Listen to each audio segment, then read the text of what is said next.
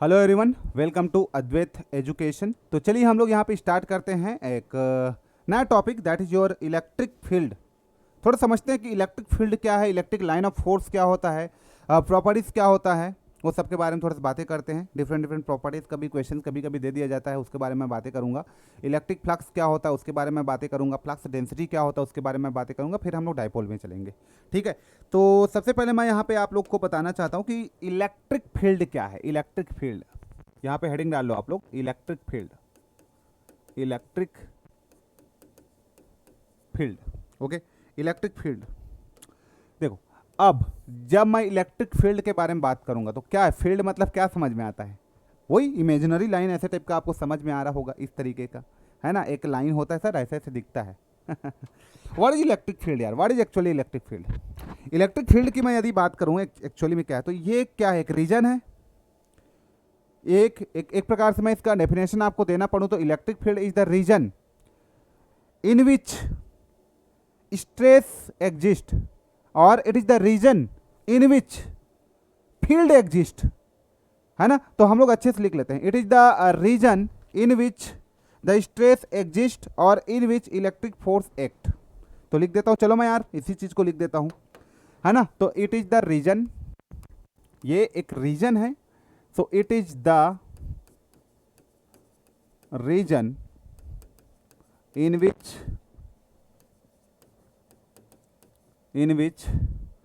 stress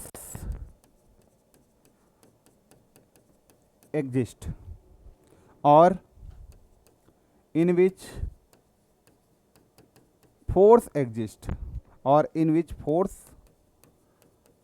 exist। देखो यार, ये दिखता किसी को नहीं है, लेकिन आपको पता है ना कि जब दो चार्ज को एक साथ, या दो चार्ज को एक डिस्टेंस, पर्टिकुलर डिस्टेंस पे लेके आओगे, या एक डिस्टेंस दो चार्ज को पास पास लेके आओगे, तो दोनों चार्ज के बीच में एक फोर्स लगता है।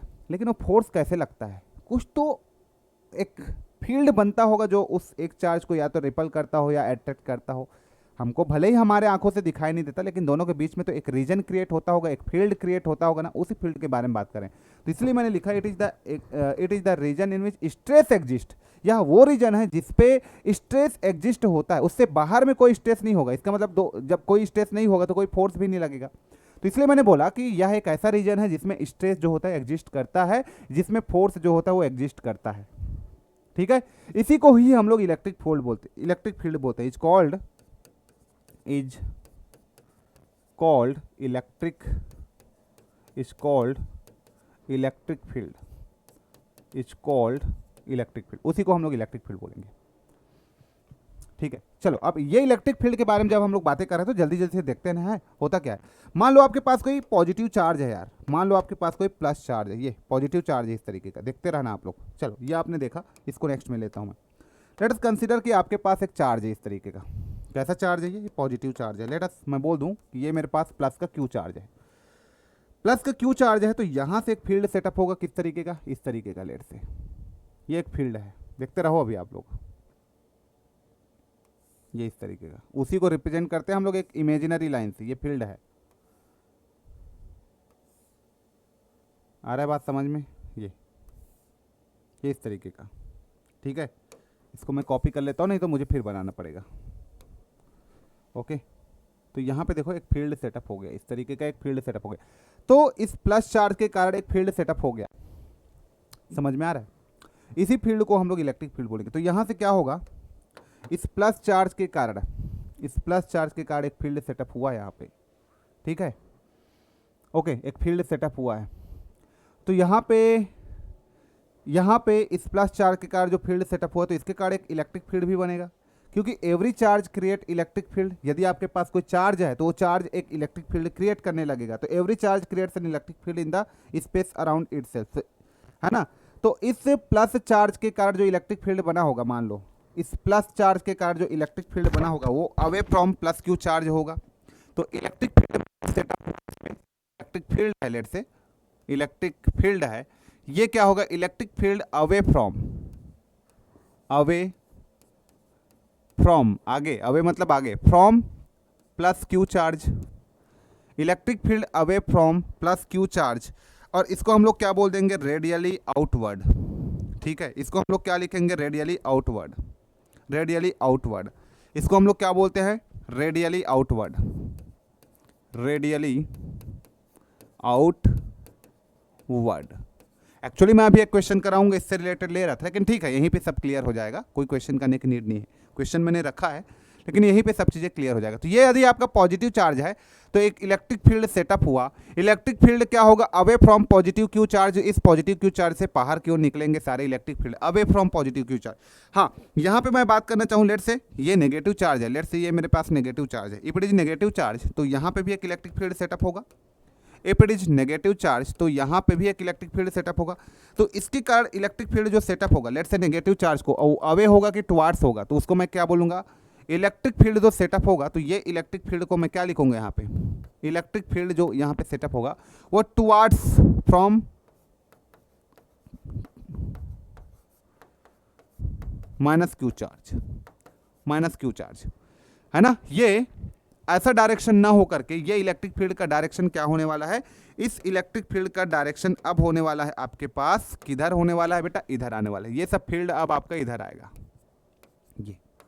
ये इस तरीके का ये। तो यदि आपके पास पॉजिटिव चार्ज है तो इलेक्ट्रिक फील्ड इस पॉजिटिव चार्ज से बाहर क्यों निकलेंगे। यदि आपके पास नेगेटिव चार्ज है तो ये इलेक्ट्रिक फील्ड इस नेगेटिव चार्ज की ओर आएगा। इसलिए मैंने बोला अवे और टुवार्ड्स, ये दो शब्द मैंने यहाँ पे यूज किया। रेडियली आउटवर्ड इसको बोल दिया, इसको मैं रेडियली इनवर्ड्स बोल देता हूँ। एक टर्म्स मैंने यूज कर लिया यहाँ पे, रेडियली इनवर्ड्स। आ रहा है बात समझ में, ये मैं यहाँ पे एक टर्म्स यूज कर लिया। तो आपके पास प्लस चार्ज है तो यहाँ से इलेक्ट्रिक फील्ड बाहर निकलेंगे, away from the Q charge, इस क्यू चार्ज से बाहर क्यों निकलेंगे। और माइनस चार्ज है तो टुवार्ड्स फ्रॉम क्यू चार्ज, है ना, माइनस क्यू चार्ज की ओर आएंगे। तो दिस इज कॉल्ड द, इसी इमेजिनरी एक्सिस को ही हम लोग क्या बोल देते हैं, इसी इमेजिनरी लाइंस को, एक्चुअली हम लोग इसी इमेजिनरी लाइंस को ही क्या बोलते हैं, इलेक्ट्रिक फील्ड बोल देते हैं, इलेक्ट्रिक फील्ड बोल देते हैं। इसी इमेजिनरी लाइंस को ही हम लोग इलेक्ट्रिक फील्ड बोल देते हैं। ठीक है, तो radially outward, radially inwards, away from Q charge, towards from Q charge, minus Q charge, plus Q charge, minus Q charge. क्या इतना सभी को क्लियर हो गया, बेसिक चीज़ें क्लियर हो गया। ठीक है, अब ये तो बात हो गई यार, प्लस चार्ज है, क्यू चार्ज है, तो इलेक्ट्रिक फील्ड का डायरेक्शन क्या होगा, कब प्लस क्यू चार्ज से बाहर की ओर निकलेगा, कब माइनस क्यू चार्ज से अंदर की ओर आएगा, अवे कब होगा, टुवार्ड्स कब होगा, एकदम क्लियर हो गया। हाँ, अब ये line of force, electric field या फिर लाइन ऑफ फोर्स जिसको आप बोलते हैं, उसको रिप्रेजेंट कैसे करते हैं, तो इसका रिप्रेजेंटेशन के बारे में आप लोग को बताने वाला हूँ। तो मेरा हेडिंग है इलेक्ट्रिक फील्ड लाइंस या लाइन ऑफ फोर्स। तो यहाँ पे मैं लिख देता हूँ इलेक्ट्रिक फील्ड लाइंस, यहाँ पे लिख देता हूँ आपको इलेक्ट्रिक, एक्चुअली हेडिंग बस देखना है ना, electric field lines, fields, electric field lines, electric field lines, या फिर लिख लो लाइन ऑफ फोर्स, इसी को बोल देते हैं line of force, line of force, electric field line, और simply we can say line of force. देखो अब इसको रिप्रेजेंट कैसे करते हैं, इसी को अभी हम आप लोगों ने देखा इलेक्ट्रिक फील्ड होता क्या, वो आप लोगों ने देखा कैसे प्लस क्यू चार्ज से बाहर निकलेगा, माइनस क्यू चार्ज में एंटर करेगा, अवे कैसे होगा, टुवार्ड्स कैसे होगा, ये मैंने आपको बताया। अब इलेक्ट्रिक फील्ड लाइंस जो होता है ना, ये इसको रिप्रेजेंट कैसे करते हैं उसके बारे में आप लोग देखोगे, और इसका प्रॉपर्टी क्या होता है उसके बारे में देखोगे। तो लेट से मेरे पास ना कोई प्लस चार्ज है यहाँ पे, लेट अस कंसीडर कि मेरे पास कोई प्लस चार्ज है इस तरीके से। चलो यहाँ पे ले लेता हूँ एक प्लस क्यू चार्ज मैं ले लेता हूँ, तो this is my plus Q charge. देखो रिप्रेजेंट कैसे करता था मैं ये। अब if it is a plus Q charge ना, तो आप देखो इसको रिप्रेजेंट मैं कैसे करूँगा ना, ये मेरे लिए इंपॉर्टेंट है, इसको रिप्रेजेंट मैं कैसे करूँगा वो मेरे लिए इंपॉर्टेंट है, आप लोग देखना। ठीक है, रिप्रेजेंट मैं कैसे करूँगा वो मेरे लिए इंपॉर्टेंट है।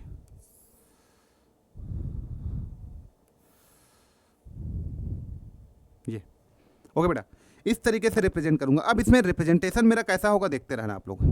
ठीक है, मेरा जो रिप्रेजेंटेशन है वो कैसा होगा आप लोग देखते रहना, इसमें सब चीज़ आपको समझ में आने वाला है। ठीक, तो ये हो गया, फिर ये हो गया, ये हो गया, ये हो गया, ये हो गया, इस तरीके से ये हो गया, ये हो गया छोटा, फिर और छोटा, फिर और छोटा, और छोटा, ये बड़ा, फिर छोटा छोटा छोटा छोटा, बड़ा छोटा छोटा, देख लो।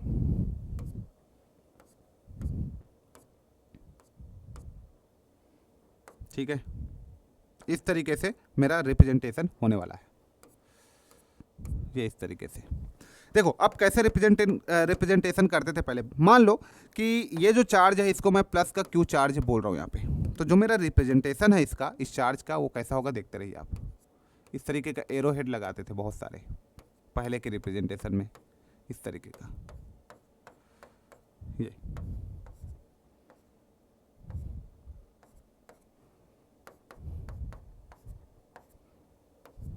लाइक इस तरीके से।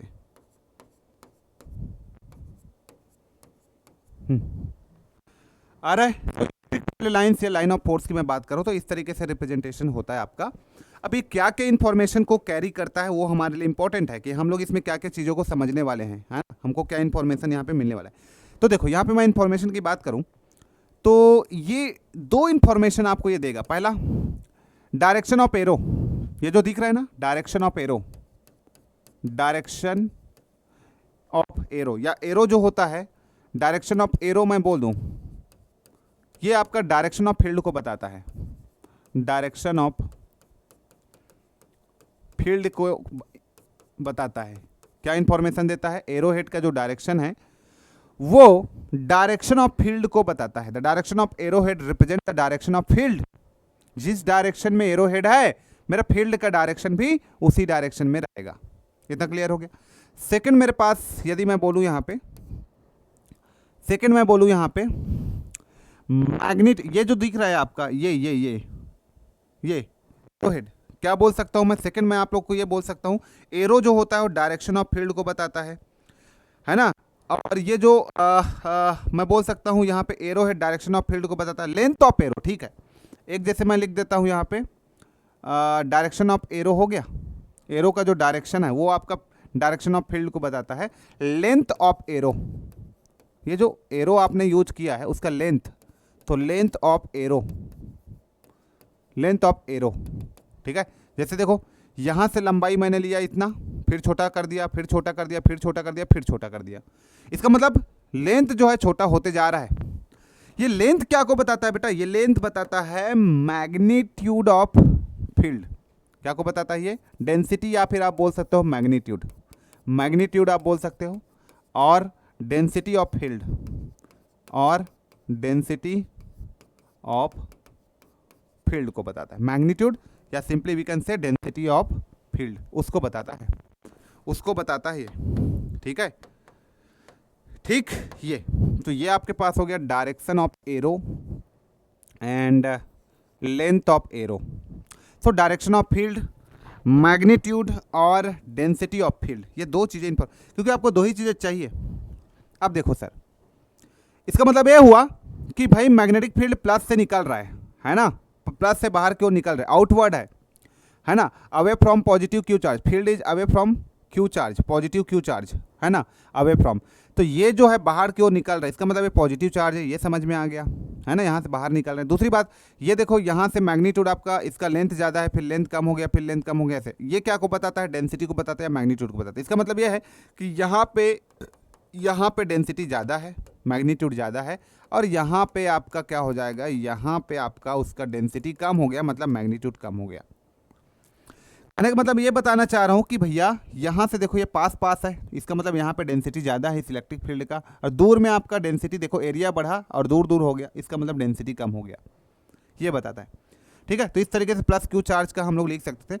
इसी को फिर बाद में उन्होंने कैसे लिख दिया, इसी को फिर उन्होंने बाद में कैसे लिख दिया? पहले तो ऐसे रिप्रेजेंट किए थे, ये एरो हेड के बेसिस पे बनाते थे, लेकिन इसी को इन लोगों ने बाद में इस तरीके से रिप्रेजेंट कर दिया। देखो इस तरीके से रिप्रेजेंट कर दिए, और इसमें डायरेक्ट इन्होंने एक एक एरो हेड लगा दिया इस तरीके के, यहाँ यहाँ यहाँ यहाँ, इस तरीके का रिप्रेजेंटेशन अब बना दिया बाद में, ये इस तरीके का। अब इसको अलग अलग से एरो हेड या मैग्नीट्यूड को अलग से दिखाने की जरूरत नहीं है। उन्होंने ये बोल दिया कि भैया यहाँ पे ये मेरे पास प्लस का क्यू चार्ज है, तो ये जो एरो हेड जो है वो डायरेक्शन को तो दिखा ही रहा है, ये जो एरो हेड है वो तो मैग्नेटिक फील्ड के डायरेक्शन को तो दिखा ही रहा है, मैग्नेटिक फील्ड बोलता हूँ, इलेक्ट्रिक फील्ड के डायरेक्शन को तो दिखा ही रहा है।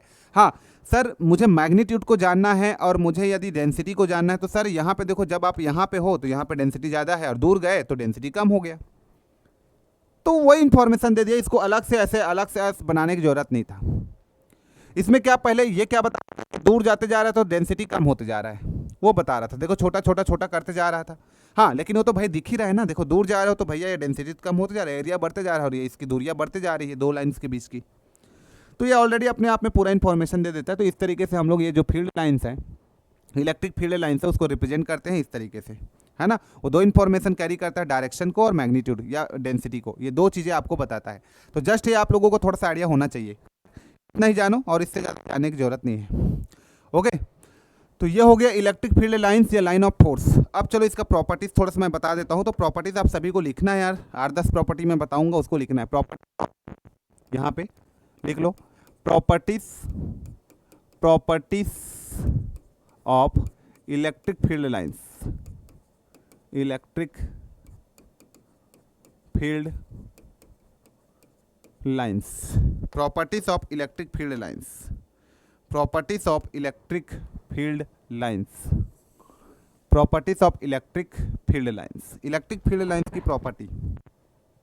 ओके, देखो यार, इलेक्ट्रिक फील्ड लाइंस की प्रॉपर्टी, हमेशा कोई इलेक्ट्रिक फील्ड लाइन जो होता है वो प्लस से निकलता है और माइनस पे कंप्लीट होता है, लेकिन माइनस से प्लस में फिर वापस नहीं आता, मतलब क्लोज्ड पाथ को फॉलो नहीं करता। Do not follow the closed path, always plus से निकलेगा और माइनस में क्या होगा, कंप्लीट करेगा। ठीक है, तो कुछ प्रॉपर्टी है जिसको मैं आप लोग को लिखा देता हूँ यार, ये सारे प्रॉपर्टी याद कर लेना। एक्चुअली याद तो मुझे भी नहीं रहता, लेकिन कुछ प्रॉपर्टी मैं आप लोग को जल्दी से लिखवा देता हूँ, जिसमें से पहला प्रॉपर्टी मेरे पास है। देखिए, फर्स्ट प्रॉपर्टी जिसमें से मेरे पास भी है कि पहला ओरिजिनेट होता है और टर्मिनेट कहाँ पे होता है, मैं बता देता हूँ। तो जो भी मैग्नेटिक फील्ड लाइन है वो ओरिजिनेट होता है, तो दे ओरिजिनेट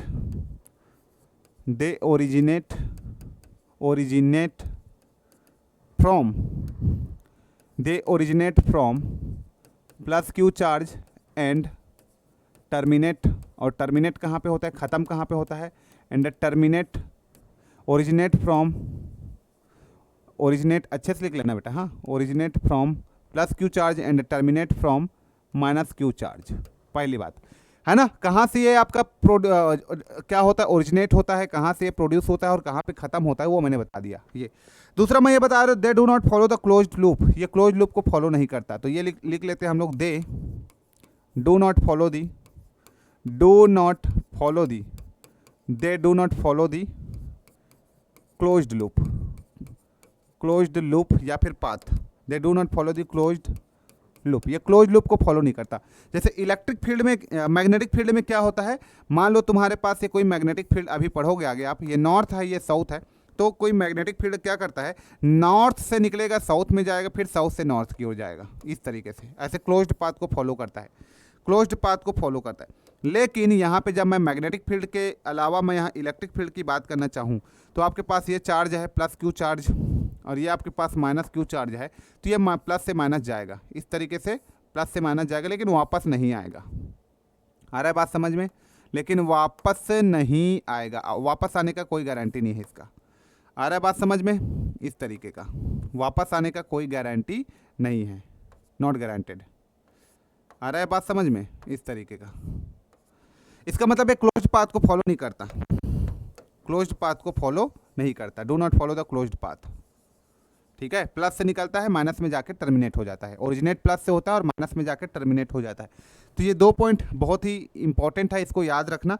तीसरा पॉइंट यह है कि they do not terminate in space, ये स्पेस में टर्मिनेट नहीं होता, मतलब इनफाइनाइट पे जाके ही मतलब स्पेस में टर्मिनेट नहीं होता, इनफाइनाइट पे ही टर्मिनेट होता है। तो मैं क्या लिख दूंगा, they do not terminate they do not terminate in space. तो कहाँ पे टर्मिनेट होता है सर, ये इनफाइनाइट में टर्मिनेट होता है। They do not terminate in space, space पे टर्मिनेट नहीं होता, इनफाइनाइट पे जाके टर्मिनेट होता है। ठीक है, ख़त्म नहीं होता कहीं भी है। ओके, तो ये 3 पॉइंट आप लोग लिखिए। इसके अलावा चौथा पॉइंट मैं यहाँ पे लिखना चाहूँगा, इंपॉर्टेंट पॉइंट है, मैं कुछ चीज़ें हैं यार, भूलू मत करके आपको देख के लिखा रहा हूँ, है ना, क्योंकि ये सब चीज़ें मेरे काम के ज़्यादा नहीं रहता, तो मुझे खुद याद नहीं रहता है, मैं तो जेन्यून हूँ एकदम, मैं तो जो आता है वो बताता हूँ आपको, है ना। The number of field lines या फिर the number of field lines, है ना, to a charge is proportional to the magnitude of charge, है ना। देखो, नंबर ऑफ फील्ड लाइन जो होता है वो डायरेक्टली प्रोपोर्शनल टू चार्ज होता है, कि जितना चार्ज उतना नंबर ऑफ फील्ड लाइन निकलेगा। तो यहाँ पे मैं लिख देता हूँ अच्छे से, number of field lines are directly proportional to charge,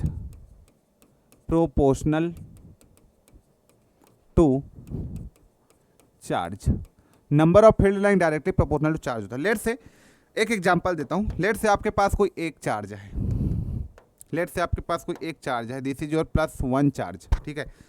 ठीक, यहाँ से यदि फील्ड लाइंस आपका निकल रहे हैं, यहाँ से आपका दो निकल रहे हैं, इस तरीके का फील्ड लाइंस आपका निकल रहा है, इस चार्ज से दो फील्ड लाइन, एक यहाँ दो। तो यदि मैं यहाँ पे आपको बना दूँ, यहाँ पे इस तरीके का बना के दे दूँ कि भाई अब मेरे पास ना ये चार्ज जो है वो कितना हो गया, 2 हो गया। अब कितना हो गया मेरे पास चार्ज, लेट से अब मेरे पास जो चार्ज है यहाँ पे वो +2q हो गया। कितना हो गया, अब जो मेरे पास चार्ज है, अब जो मेरे पास चार्ज है वो +2q हो गया, +2q हो गया। तो अब कितना फील्ड लाइन निकलेगा, तो अब यहाँ से फील्ड लाइन निकलेगा 1 2 3 4। कैसे सर, यही तो प्रॉपर्टी है इसका, यही प्रॉपर्टी है सर। जब आपके पास एक चार्ज था तो नंबर ऑफ फील्ड लाइंस आपके पास कितना था, 2 है। तो अब चार्ज जस्ट डबल हो गया, चार्ज जो है अब जस्ट डबल हो गया, तो नंबर ऑफ फील्ड लाइंस भी डबल हो जाएंगे। तो एक चार्ज पे 2 फील्ड लाइन लेट से निकल रहा था, तो जब आपका चार्ज डबल हुआ तो फील्ड लाइन 2 से वो भी क्या हो गया, डबल हो गया, 4 हो गया। इस तरीके का चीज़ें क्लियर होना चाहिए। सपोज इसी को आप लिखोगे, सपोज इसी को +3q या +4q लिख रहे हो, +4q लिख रहे हो, तो यदि आपको ये प्रॉपर्टी पता है और 4q लिख रहे हो, तो अभी आपके पास जस्ट कितना गुना हो गया, 4 गुना, तो 4 दूनी 8 हो जाएगा। तो यहाँ से 1 2 3 4 5 6 7 8 हो जाएगा। इस तरीके से फील्ड लाइन निकलने लगेगा, है ना। तो ये हम लोग लिखे, तो इसलिए the number of field lines are directly proportional to charge. जितना चार्ज उसके हिसाब से फील्ड लाइन आपका होगा, ठीक है। एक चार्ज पे 2 फील्ड, तो 2 चार्ज पे 4 फील्ड, 4 चार्ज पे 8 फील्ड, ऐसा टाइप का आपका बढ़ते जाएगा। तो ये भी प्रॉपर्टी आई होप आप लोगों को समझ में आ गया होगा कि ये प्रॉपर्टी में मैंने आपको क्या बताना चाहा, ठीक है। Field lines are symmetrical about the line joining 2 charge. Suppose 2 charge है आपके पास, ठीक है। ये 5वां पॉइंट मैं लिख रहा हूँ। Field lines are symmetrical, field lines are symmetrical about line joining between 2 charges, between 2 charges. क्या बोला मैं, field lines are symmetrical about line joining between 2 charges. नहीं समझ में आया सर यहाँ पे, चलो बताते हैं। ये आपके पास कोई चार्ज है, ये दूसरा चार्ज है, ठीक है सर। और ये दोनों चार्ज के कारण आपस में एक फोर्स लग रहा है, ये एक चार्ज है, ये दूसरा चार्ज है, दोनों के कारण एक फोर्स लग रहा है। चलो यहाँ पे फोर्स जो है वो कैसा है, ये है, ठीक है। ये लग रहा है इस तरीके का, ठीक। तो देखो यहाँ से जो आपका मैं क्या बोलना चाह रहा हूँ, यहाँ से जो आपका एंगल बनेगा, मान लो यहाँ से एक फोर्स ऐसे आया, यहाँ से एक फोर्स ऐसे आया इसमें, ठीक है।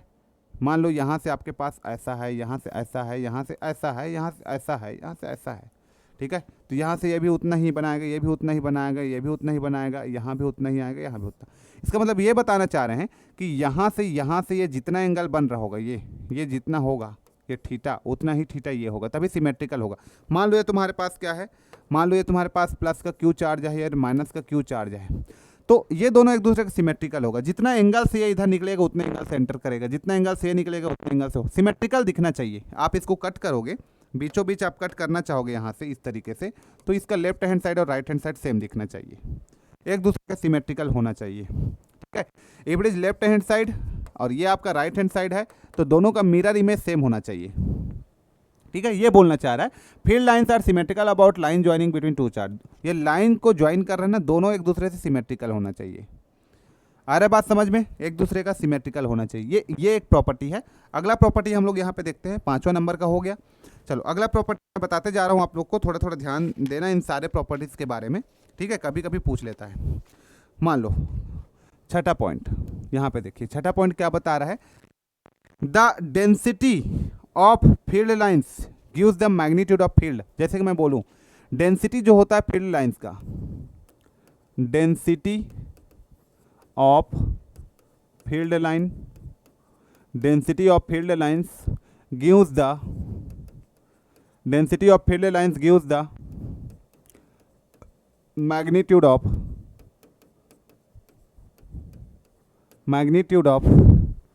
density of field line gives the magnitude of fields, ये हो गया density of field lines gives the magnitude of fields, ये आपके पास हो गया density of field lines gives the magnitude of field.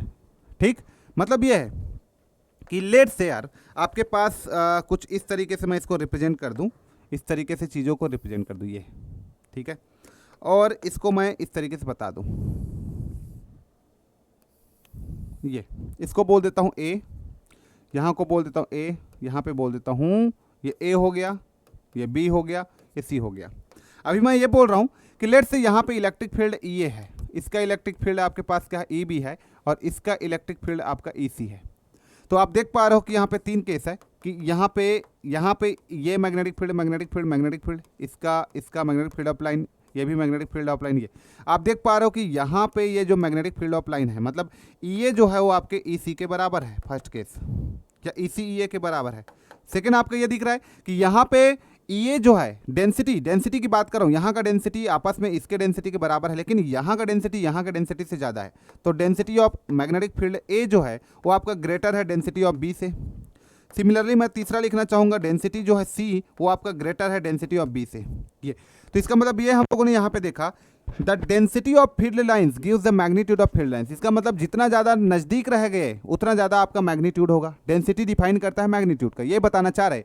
तो यहाँ पे देखो डेंसिटी आपका ज़्यादा है, यहाँ पे डेंसिटी, क्योंकि सारे मैग्नेटिक फील्ड ऑफ लाइन पास पास है, नियर है ना। यहाँ पे दूर हो गए तो यहाँ पे डेंसिटी आपका क्या है, कम है। इसका मतलब डेंसिटी किसी भी मैग्नेटिक फील्ड ऑफ लाइन का जो डेंसिटी जो होता है वो मैग्नीट्यूड को रिप्रेजेंट करता है। यदि किसी भी मैग्नेटिक फील्ड ऑफ लाइन का डेंसिटी ज़्यादा है, इसका मतलब उसका मैग्नीट्यूड ज़्यादा है। फॉर एग्जांपल ये प्लस क्यू चार्ज है, यहाँ से आपका 2 चार्ज बाहर निकल रहा है, इसका डेंसिटी कम है। यहाँ से आपके पास प्लस 2 क्यू चार्ज है, सिंपल सी बात है, तो यहाँ से ज़्यादा चार्ज ऐसे मैग्नेटिक फील्ड निकलेगा।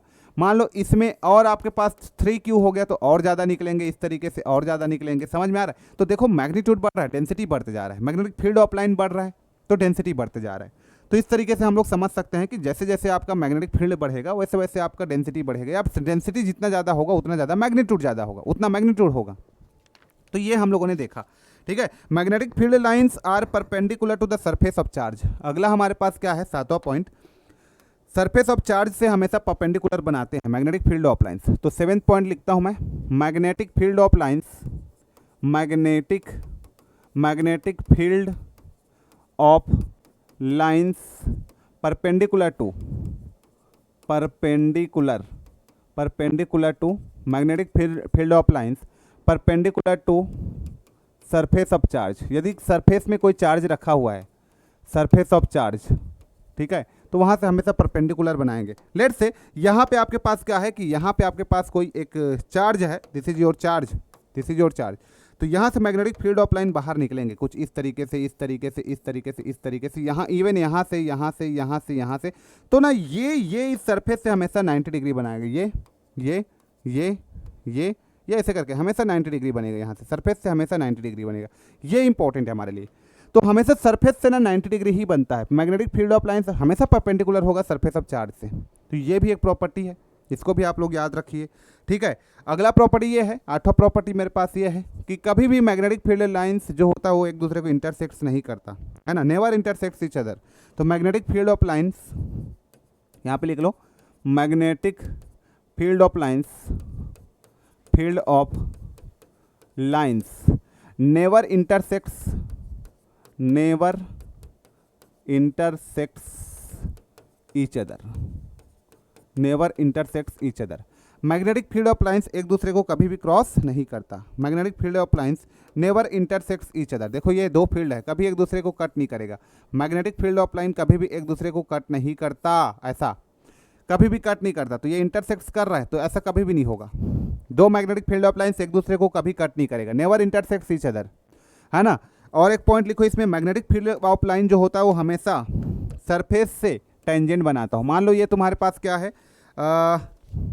The tangent drawn of field lines gives the direction of electric field. मान लो ये कोई मैग्नेटिक फील्ड ऑफ लाइन है, तो यहाँ से इलेक्ट्रिक फील्ड जो होगा, यहाँ से जो इलेक्ट्रिक फील्ड जो बनेगा किसी दूसरे चार्ज के कारण, मान लो मैग्नेटिक फील्ड ऑफ लाइन है किसी दूसरे चार्ज के कारण इलेक्ट्रिक फील्ड, तो ये हमेशा आपका टेंजेंट बनाएगा। इलेक्ट्रिक फील्ड जो है इस ए से, मान लो आप इसको ए बना रहे हो, तो क्या बोल रहा है, the tangent drawn on field lines. यदि फील्ड लाइन से मैं यदि टेंजेंट ड्रॉ करूंगा तो गिव द डायरेक्शन ऑफ ई, तो वो इलेक्ट्रिक फील्ड के डायरेक्शन को मुझे देगा। मान लो ये कोई मेरा फील्ड लाइन है, इस फील्ड लाइन से मैं टेंजेंट ड्रॉ करूंगा तो वो मुझे ई के डायरेक्शन को देगा। यहाँ से मैं टेंजेंट ड्रॉ करूंगा तो वो मुझे ई के डायरेक्शन बताएगा। यहाँ से मैं टेंजेंट ड्रॉ करूंगा तो वो मुझे ई के डायरेक्शन को बताएगा। ठीक है, तो जब भी मैग्नेटिक फील्ड ऑफ लाइन से मैं टेंजेंट ड्रॉ करूंगा तो वो मुझे डायरेक्शन ऑफ ई बताएगा, इलेक्ट्रिक फील्ड के जो डायरेक्शन को दिखाएगा मुझे। मैग्नेटिक फील्ड ऑफ लाइंस या sorry electric field of lines E के डायरेक्शन को मुझे बताएगा। तो छोटा छोटा प्रॉपर्टी है यार, ये सब लिख लो थोड़ा। ठीक है, ये सब लिख लो बेटा आप लोग, है ना। मैं इसको जल्दी से कंप्लीट करता हूँ, ये सब लिख लो। हाँ, कभी भी आपके पास जैसे ये प्लस क्यू चार्ज है, प्लस क्यू चार्ज, और ये भी आपके पास प्लस क्यू चार्ज है। ठीक है, यहाँ से ये प्लस क्यू चार्ज, लेट से मैंने इसको ऐसे लिख दिया। ठीक है, ये इस तरीके का आपको दिखा दिया ये। तो यहाँ से देखो क्या होगा, यहाँ से एक इलेक्ट्रिक फील्ड निकलेगा तो ये कभी इंटरसेक्ट नहीं करेगा, तो ये यहाँ से ऐसे मुड़ जाएगा और ये यहाँ से ऐसे मुड़ जाएगा, ये यहाँ से ऐसे गया गया, यहाँ से ऐसे मुड़ गया, ये यहाँ से ऐसे आया, यहाँ से ऐसे मुड़ गया, तो इंटरसेक्ट्स कभी नहीं होगा, है ना। इस तरीके का हो जाएगा। तो चीज़ें एकदम क्लियर रखो। हाँ, मान लो ये तुम्हारे पास कोई प्लस चार्ज है, एक चीज़ और देखो, ये कोई तुम्हारे पास प्लस चार्ज है और इधर से कोई चार्ज आ रहा है प्लस, तो यहाँ से प्लस को कभी भी मतलब क्रॉस नहीं करेगा, इस तरीके का, है ना। तो हम लोग लिख सकते हैं field lines are repelled by positive charge and attracted by negative charge. तो यहाँ पे आप लोग एक पॉइंट बना के लिख लो 10वां, फील्ड लाइन्स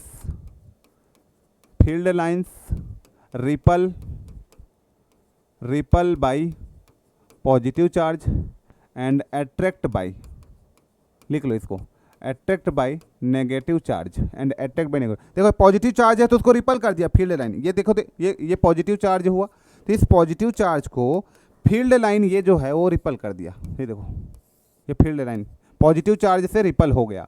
मान लो ये नेगेटिव चार्ज रहता और फील्ड लाइन आता तो ये फील्ड लाइन बढ़िया मस्त तरीके से इसको अट्रैक्ट करता है, इस तरीके से नेगेटिव चार्ज इस फील्ड लाइन को अट्रैक्ट कर लेता है इस तरीके से। तो पॉजिटिव चार्ज इस फील्ड लाइन को रिपल करेगा और ये नेगेटिव चार्ज इस फील्ड लाइन को अट्रैक्ट करेगा, इस तरीके से अट्रैक्ट करेगा। आ रहा है बात समझ में, कब रिपल करेगा कब अट्रैक्ट करेगा, आपको समझ में आ रहा है। तो उसी को लिखा, field lines always ripple positive charge and field line always attract negative charge. ये पॉइंट जो है, हाँ, पैरेलल स्ट्रेट या इक्विस्पेस्ड फॉर्म में है फील्ड लाइन तो यूनिफॉर्म इलेक्ट्रिक फील्ड बोलोगे उसको, है ना। और ऐसा नहीं है तो नॉन यूनिफॉर्म बोलोगे, ये भी ठीक है। Under electrostatic condition electric field inside conductor आपका जीरो होता है ना। यदि मेरा इलेक्ट्रिक फील्ड ऑफ लाइन ऐसा है, ये देख लो, एक पॉइंट और देख लो, इलेक्ट्रिक फील्ड ऑफ लाइन ऐसा है मेरे पास, तो इसको आप यूनिफॉर्म बोलोगे, यूनिफॉर्म इलेक्ट्रिक फील्ड लाइन। और यही जब आपका ऐसा है, थोड़ा ऐसा है, ऐसा है ना, ये ऐसा है, ये ऐसा है, तो इसको आप क्या बोलोगे, non uniform electric field of lines बोलोगे, नॉन यूनिफॉर्म। ठीक है, ये भी यूनिफॉर्म नॉन यूनिफॉर्म ये पता होना चाहिए। तो जो भी आपका नंबर है 11 और 12 जो भी लिख लो यार, थोड़ा सा इसको लिख लो। ठीक है, हाँ, और किसी भी मेटेलिक कंडक्टर के अंदर में, मान लो कोई मेटल है तो इस मेटल के अंदर में लिख लो, under electrostatic condition electric field inside the conductor, under electrostatic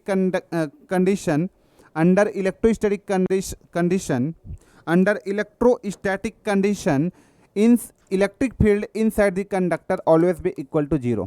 तो लिख लो यहाँ पे, under electrostatic condition electric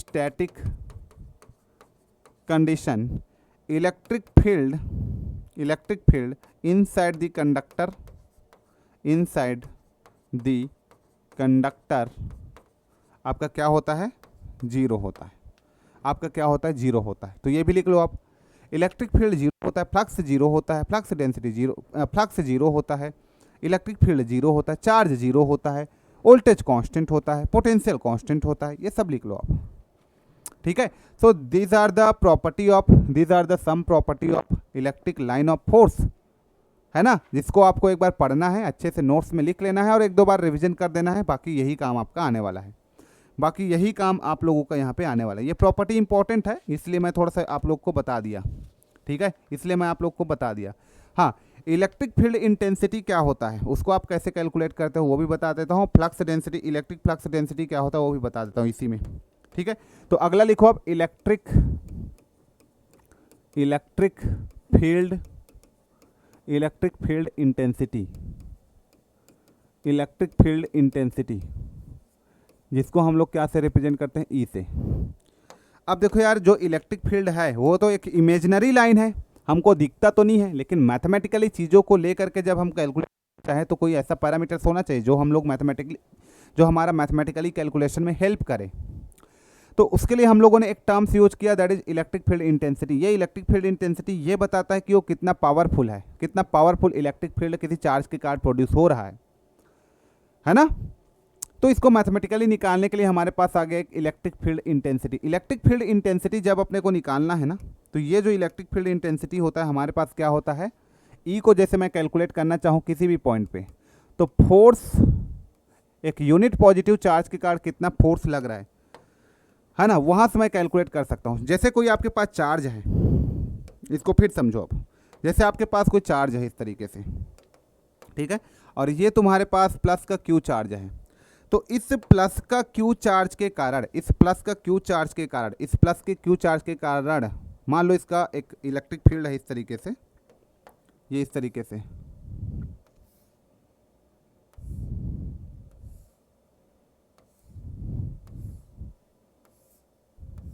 right, इस तरीके से मान लो ये इस चार्ज के कारण फील्ड जो है बाहर निकल रहे हैं। यहाँ पे मैंने क्या रख दिया, एक चार्ज को इस पी पॉइंट पे रख दिया, एक यूनिट पॉजिटिव चार्ज है जिसको मैंने यहाँ पे रख दिया, ठीक है। इस पी पॉइंट पे मैंने एक चार्ज को रख दिया जो कि आपका यूनिट पॉजिटिव चार्ज है। इतना क्लियर है। अब ये चार्ज और ये चार्ज के कारण एक फोर्स लगेगा यहाँ पे, है ना भाई, फोर्स तो लगेगा।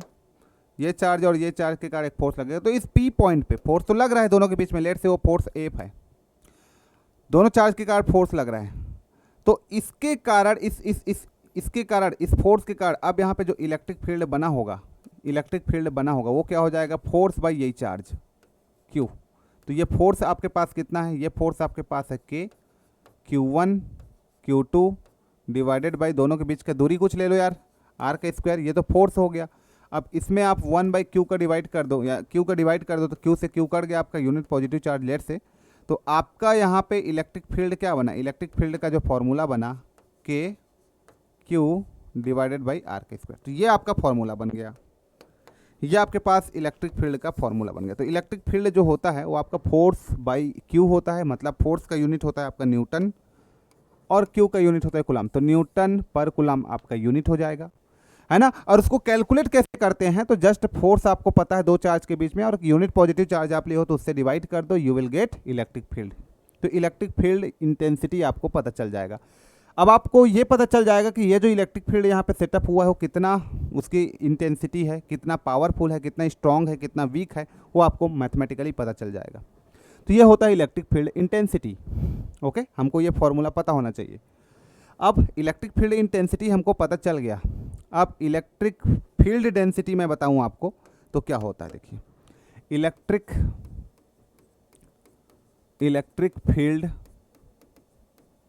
Density, electric field density.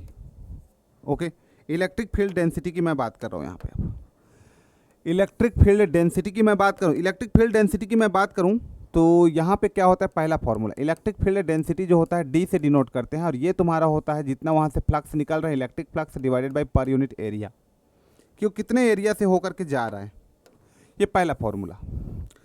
Electric flux is nothing but charge, charge से ही इसका मतलब है, तो यहाँ से मेरा डेंसिटी हो जाएगा चार्ज पर यूनिट एरिया, ये दूसरा फॉर्मूला आ गया, ठीक है। और ये डेंसिटी किस पे डिपेंड करता है, कितना डेंसिटी होगा, ये डिपेंड करेगा, density is directly proportional to electric field. तो यहाँ से आपका प्रोपोर्शनलिटी कांस्टेंट क्या आने वाला है, एप्सिलॉन। तो यहाँ से आप डेंसिटी को इस तरीके से भी डिफाइन कर सकते हो। तो ये सारे फॉर्मूला नोट डाउन कीजिए, आपका काम आने वाला है। तो डेंसिटी हमको क्या बताता है कि भाई कितना फ्लक्स या कितना चार्ज एक पर यूनिट एरिया से हो करके गुजरता है, वही बताता है डेंसिटी। जितना ज़्यादा मैग्नेटिक फील्ड ऑफ लाइन्स वहाँ से निकलेगा एक पर्टिकुलर एरिया से, उतना ज़्यादा क्या होगा, डेंसिटी होगा। तो डेंसिटी हमारे लिए जानना बहुत ज़रूरी है। डेंसिटी से ही हम लोग क्या बता सकते हैं भैया, उस कितना स्ट्रॉन्ग है, कितना वीक है, तो ये हमारे लिए जानना बहुत ज़रूरी है। तो ये मेरा हो गया इलेक्ट्रिक फील्ड डेंसिटी के बारे में। ओके, तो ये बेसिक चीज़ है जो आप लोग को आना चाहिए था, इलेक्ट्रिक फील्ड क्या होता है, डेंसिटी क्या होता है, और बाकी हम लोग अभी देखेंगे, है ना। कुछ थोड़ा सा डाइपोल वाइपोल के बारे में भी हम लोग बातें करेंगे, डाइपोल के बारे में भी थोड़ा सा मैं बात करूँगा। फिर पोटेंशियल के बारे में बात करूँगा, पोटेंशियल डिफरेंस के बारे में बात करूँगा, फिर थोड़ा बहुत छोटा छोटा चीज़ें और है जिसको मुझे कवर करना है, फिर ये चैप्टर आपका कंप्लीट हो जाएगा। फिर कैपेसिटेंस, कैपेसिटेंस मोस्ट इंपॉर्टेंट, वो इंपॉर्टेंट है आप लोग के लिए। तो उसी चीज़ को मेन पढ़ने के लिए ये सारा बेसिक्स मैं पढ़ा रहा हूँ आपको, ठीक है। तो अभी आप लोग का 1 घंटे का लेक्चर और बचा होगा, इसको 1 घंटे आप देखिए, चीज़ें आपका क्लियर हो जाएगा। उसके बाद हम लोग बातें करने वाले हैं नेक्स्ट यहाँ पे टॉपिक के बारे में। चलिए फिर इतना ही करते हैं इस लेक्चर में। Till then take care, thank you.